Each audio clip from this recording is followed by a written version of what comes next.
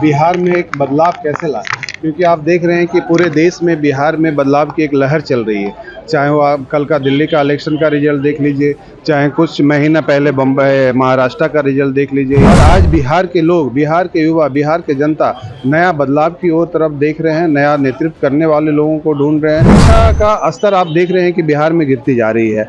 लोग private school की तरफ से भाग रहे हैं, प्राइवेट स्कूल की तरफ से के पास जा रहे हैं, सरकारी स्कूल में नहीं जा रहे हैं, क्योंकि यहाँ पे सरकारी स्कूल में पढ़ाई का नाम चीज़ आज के टाइम में कोई कुछ रहा ही नहीं। सरकारी कॉलेज में लोग डिग्रियां लेने जा रहे हैं, लेकिन लोग ग्रेजुएशन करने के बाद उनको यहाँ पे रोजगार नहीं मिलती है। मैं पढ़ाई के स्तर को मजबूत करना चाहूँगा, और जो निजी और जो सरकारी स्कूल की पढ़ाई में जो अंतर है, सबसे पहले मैं निशिकांत सिन्हा पिछले 6 सालों से अपने सोसाइटी के लिए, अपने राज्य के लिए एजुकेशन के क्षेत्र में, शिक्षा के क्षेत्र में काम कर रहा है। गरीब बच्चे को गोद लेना, गरीब बच्चे को पढ़ाना। बिहार में आगामी विधानसभा चुनाव 2025 को लेकर सभी राजनीतिक पार्टियां अपनी अपनी जीत सुनिश्चित करने के लिए कमर कस चुकी है। ऐसे में बिहार में सामाजिक, शैक्षणिक और आर्थिक बदलाव की उम्मीद बनकर उभरे यूथ आइकन, युवा उद्यमी और समाज सेवी निशिकांत सिन्हा अपनी धरती, अपने बिहार राज्य के विकास और उन्नति के लिए अलग अलग जिलों में जन आशीर्वाद संवाद कार्यक्रम के माध्यम से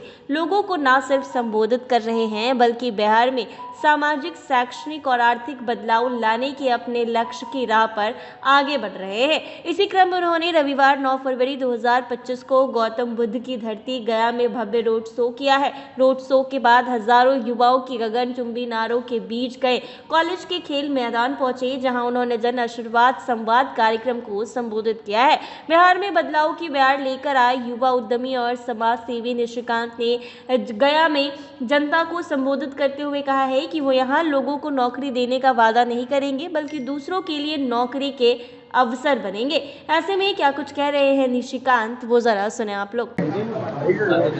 मंच के माध्यम से क्या संवाद की गई है कि राज्य कैसे बना, बिहार में एक बदलाव कैसे लाए, क्योंकि आप देख रहे हैं कि पूरे देश में बिहार में बदलाव की एक लहर चल रही है। चाहे वो आप कल का दिल्ली का इलेक्शन का रिजल्ट देख लीजिए, चाहे कुछ महीना पहले बम्बई महाराष्ट्र का रिजल्ट देख लीजिए, या झारखंड का रिजल्ट देख लीजिए, तो मुझे लग रहा है कि बिहार के लोगों में एक पूरा उम्मीद है कि बिहार भी में भी एक बदलाव आए।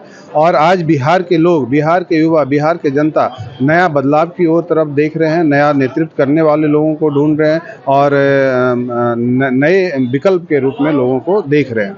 तो इसी बदलाव का ये जन आशीर्वाद संवाद निकाला गया है।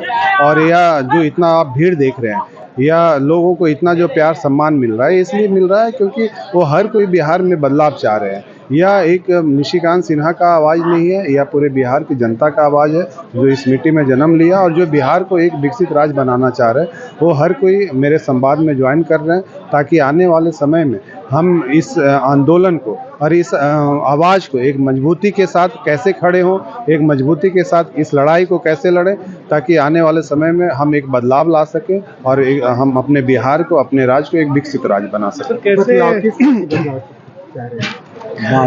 बदलाव, हर तरह का बदलाव की ज़रूरत है बिहार में, चाहे वो शिक्षा का क्षेत्र हो। देखिए, जो मुख्य चीज़ें हैं, चाहे वो शिक्षा हो, शिक्षा का स्तर आप देख रहे हैं कि बिहार में गिरती जा रही है।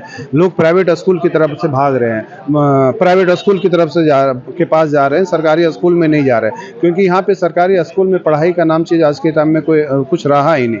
सरकारी कॉलेज में लोग डिग्रियां लेने जा रहे हैं, लेकिन लोग ग्रेजुएशन करने के बाद उनको यहाँ पे रोजगार नहीं मिलती है, क्योंकि वो पढ़ाई का स्तर वो नहीं है और स्किल डेवलपमेंट के ऊपर कभी काम नहीं किया जाता है। तो मैं पढ़ाई के स्तर को मजबूत करना चाहूँगा, और जो निजी और जो सरकारी स्कूल की पढ़ाई में जो अंतर है, सबसे पहले मैं उसको ख़त्म करूंगा, और हर स्कूल में स्किल डेवलपमेंट का काम करना शुरू करूंगा, ताकि बच्चे एक तरफ से पढ़ाई कंप्लीट करें और दूसरी तरफ से वो अपना स्किल को मजबूत करें, ताकि पढ़ाई के साथ साथ उनको रोजगार में भी काम मिले। प्रशांत किशोर भी काफी फील्डिंग कर रहे हैं, और दिल्ली में भाजपा की जीत होती है, उसमें आपकी ये जनसंवाद या आने वाले समय में? देखिए, मैं हमेशा बोलता हूँ कि कौन नेता, कौन इंसान क्या बोल रहा है उससे मतलब नहीं। मैं खुद अपने आप को देखता हूँ कि मैं क्या बोल रहा हूँ और क्या मैंने किया है अभी तक। कोई भी नेता हो या कोई भी इंसान हो, किसी की भी आकलन उस हिसाब से देखी जाती है कि उसने पिछले क्या किया है, पास्ट में क्या किया है। अगर कोई खिलाड़ी होता है तो उसको टीम में इसलिए लिया जाता है कि वो अपना पहले का परफॉर्मेंस कितना दिया है, कितने वो सेंचुरी बनाया है, कितने हाफ सेंचुरी बनाया। तो अगर कोई नेता बोल रहा है तो ये बोलने का मतलब है कि उसने पास्ट में क्या किया, हम करेंगे हम या कर दिए हैं, दोनों में अंतर है। तो आप उस नेता पे या उस इंसान पे आप भरोसा कर सकते हो जिसने पास्ट में निस्वार्थ भावना से अपने समाज के लिए, अपने राज्य के लिए किया है, चाहे वो कोई भी XYZ हो।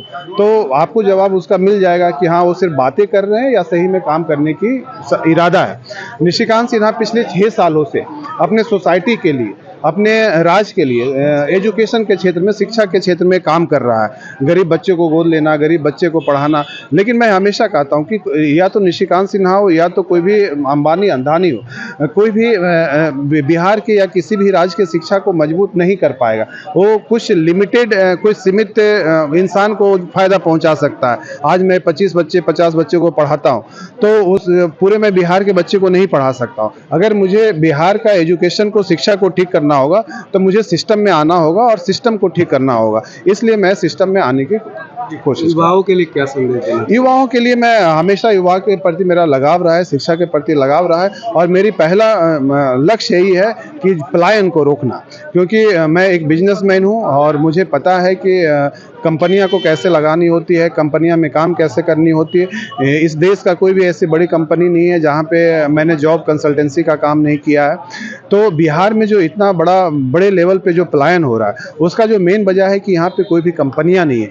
यहाँ तक कि हमारे राज्य की विडंबना ये है कि यहाँ पे जो सरकारी कंपनियां उसे भी ताला मार दिया गया है। तो जब तक आप सरकारी या प्राइवेट कंपनियां को यहाँ पे स्थापित नहीं करेंगे, जब तक पुरानी बंद कंपनियां को पुनः स्थापित नहीं करेंगे, खोलेंगे नहीं, और जब तक बड़ी बड़ी कंपनियां को दूसरे शहरों के जैसा यहाँ पे नहीं लाएंगे तब तक पलायन कभी भी नहीं रुकेगा। राजनीतिक बदलाव, जब राजनीतिक से ही सब कुछ जुड़ा हुआ है, क्योंकि जब तक आप सत्ता में नहीं आइएगा, जब तक आप सिस्टम को ठीक नहीं कीजिएगा। मैंने वही बोला कि एक बिजनेसमैन निशिकांत सिन्हा चाहेगा तो 25-50 बच्चे को फ़ायदा पहुंचा सकता है, पूरे बिहार के बच्चे को फ़ायदा नहीं पहुंचा सकता है। तो कहीं ना कहीं हर चीज़, चाहे वो शिक्षा हो, चाहे कानून व्यवस्था हो, चाहे हेल्थ हो, चाहे वो महिला का अधिकार हो, चाहे वो किसान का अधिकार हो, हर चीज़ के लिए आपको सिस्टम में आना ही पड़ेगा। तो आपने सुना इन्होंने क्या कुछ क्या कहा है। गया से अभिषेक सिन्हा की रिपोर्ट।